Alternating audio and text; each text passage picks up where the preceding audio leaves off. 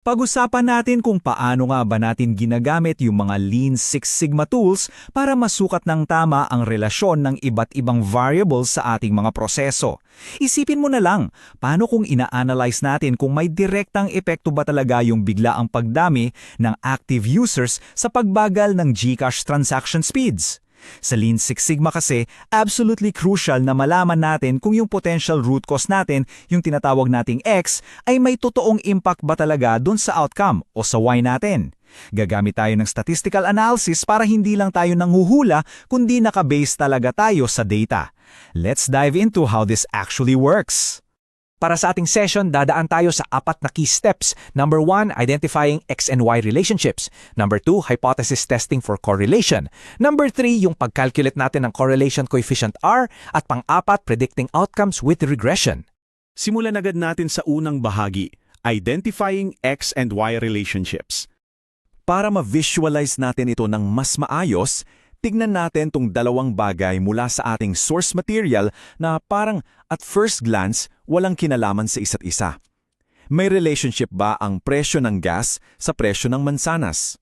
You know, sa operations, ang dami nating unfounded superstitions.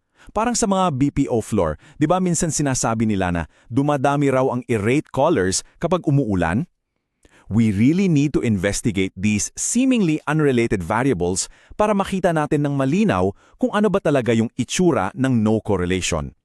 So paano natin to gagawin ng mabilis at hindi masyading complicated? Gagamit tayo ng isang simpleng visual tool. Dito na pumapasok yung tinatawag nating scatter plot. Basically, isa itong graph na nagpapakita ng relationship sa pagitan ng dalawang variables. Kung merang man ha. Bilang isang green belt o practitioner, kayang-kaya mo itong i-generate in seconds gamit ang Microsoft Excel o Power BI. Ipa-plot mo lang yung data points mo and right there and then, makikita mo na kung may sinusundan ba itong pattern o kung parang shotgun blast lang nakalat-kalat yung mga tuldok sa screen. Itong pagiging visual ng data na to, ito yung pinakaunang hakbang natin para maintindihan talaga yung nangyayari sa proseso. Ang operational impact ng pag-visualize ng data ay literal na game changer para sa mga kumpanya natin.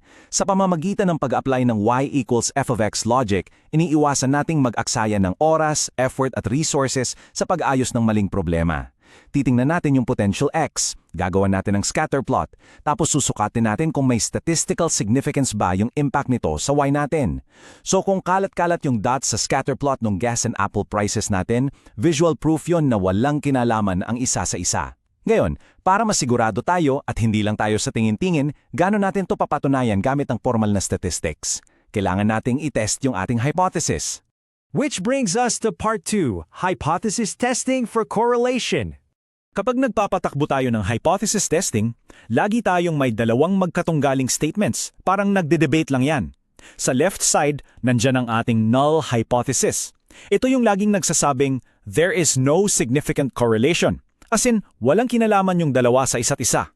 Sa right side naman, yung alternative hypothesis natin na nagsasabing, there is significant correlation. Ang nakaganda dito, itong basic structure na to, hindi nagbabago kahit ano pang variables ang tinetest mo. Sinusukat mo man kung may kinalaman yung haba ng pila sa Jollibee drive-thru sa pagbaba ng customer satisfaction score nyo, o yung epekto ng matinding traffic sa delivery times ng mga riders natin, same logic applies.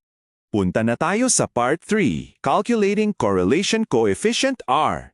Para masukat natin yung mismong strength ng relationship, gagamitin natin yung correlation coefficient or simply R. Itong scale na to, tumatakbo lang yan from -1 hanggang +1. Kapag ang nakuha mong value ng R ay 0, ibig sabihin walang correlation at all. Kapag positive naman, ibig sabihin as X increases, Y also increases. Sabay silang tumataas. Pero kapag negative, magkasalungat sila ng direksyon. Pag taas ng isa, bababa naman yung isa.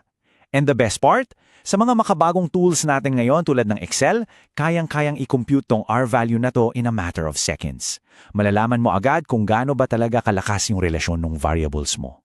Balikan natin yung medyo weird na halimbawa natin kanina, yung presyo ng gas tsaka mansanas. Based sa source data natin, kapag kinompute pala natin yon, ang lalabas na correlation coefficient R ay negative 0.119.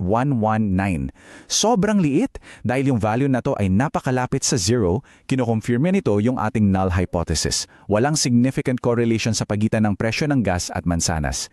Isang napakagandang paalala to sa ating operations. Huwag tayong magpapadala sa kutob o hinala lang. Palaging tingnan kung ano talaga ang sinasabi ng numero. But what if malakas naman yung correlation? Anong itsura nun? Subukan naman natin yung isa pang example mula sa source material natin.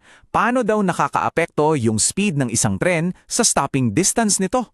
Kung iisipin natin to sa context ng mga MRT operations dito sa atin o kaya dun sa logistics fleet ng mga delivery trucks nyo, yung speed, yan ang ating potential X, yung stopping distance naman, yan yung outcome natin, ang ating Y.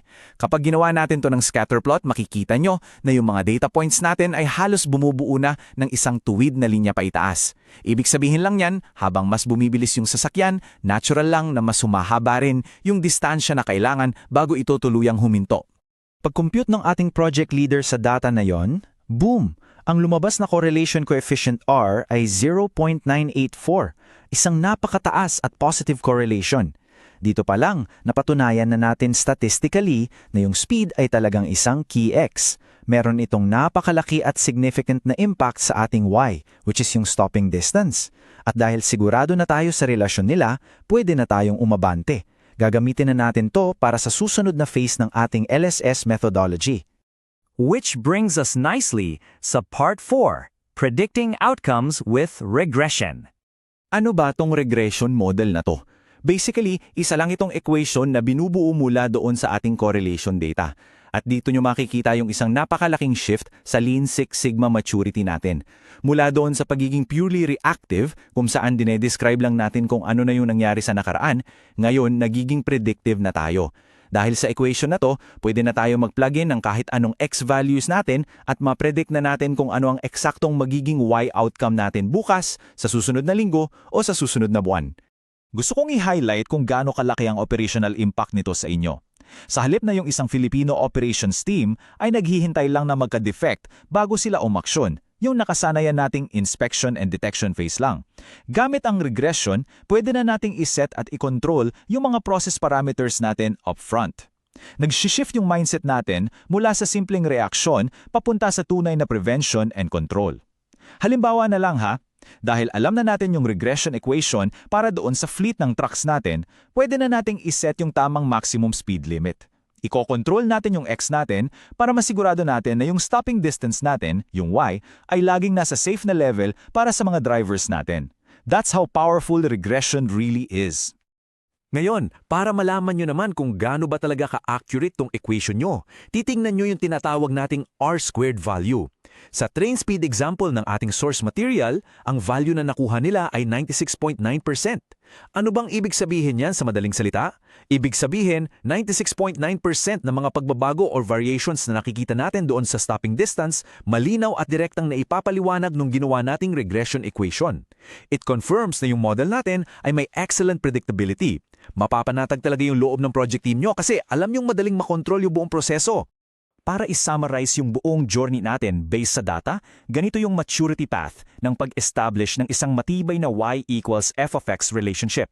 Step 1, ginagamit natin yung correlation para i-describe kung ano yung nangyari at para i-validate yung relasyon ng variables. Step 2, umaabante kayo sa regression para i-predict kung ano na yung mga susunod na mangyayari. At step 3, ginagamit natin yung nakuhang math equation para mag-set ng process parameters tungo sa total prevention and control ng proseso natin. Ito na talaga yung ultimate na tagumpay ng kahit anong Lean Six Sigma project natin. Kaya bilang panghuling kaisipan para sa explainer na to, I really want you to ask yourself, gamit itong mga methods na pinag-usapan natin kasama pa ng mga mabilisang data model sa Excel o sa Power BI, anong operational bottleneck sa kumpanya ninyo ang susunod mong pag-aaralan? Anong process parameter yung susunod mong ipre-predict at kokontrolin? Kasi hawak mo na ngayon yung tools nasa kamay mo na kung paano mo itatransform yung inyong operations at tuloy-tuloy na itutulak yung continuous improvement sa trabaho ninyo. Until next time, keep analyzing those numbers.